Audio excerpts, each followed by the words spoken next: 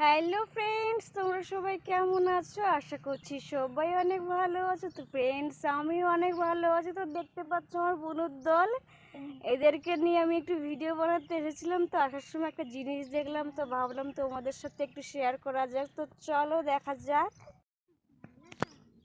তো ফ্রেন্ডস, তোমরা সবাই দেখতে পাচ্ছ এটা হলো আমাদের পুকুর। আর এই পুকুরে কিন্তু 1 মাস আগে সরস্বতী ঠাকুরের বিসর্জন হয়েছিল আমাদের। আর সরস্বতী পুজো করার জন্য তার যে 4টে কঞ্চি, সেগুলো কিন্তু সব এই বিসর্জনের সময় এখানে রাখা হয়েছিল। এখন দেখতে পাচ্ছ কত সুন্দরভাবে গাছগুলো বেরিয়ে পড়েছে সে কঞ্চিগুলো থেকে। আর এগুলো কিন্তু কাঁচা অবস্থাতে এখানে রাখা হয়েছিল। আর সত্যি বলতে আমি প্রথমে এগুলো দেখে ভেবেছিলাম হয়তো আখ গাছ হবে। তো একটু কাছে আসার পরে ভালো করে দেখলাম, তারপরে দেখে বুঝতে পারলাম এগুলো হচ্ছে কি বাঁশ গাছ। আর সত্যি বলতে একটা অবাকজনক ঘটনা যেটা, এটা কিন্তু সম্পূর্ণ নোনা জল ছিল। আর এই নোনা জলে যেভাবে এত সুন্দরভাবে বাঁশ গাছের জন্ম নেয়, এটা আমার এই প্রথম দেখা। তাই ভাবলাম তোমাদের সাথে এটা একটু শেয়ার করা যাক, তাই এই ভিডিওটা করলাম। আর ভিডিওটা এত দূরেই।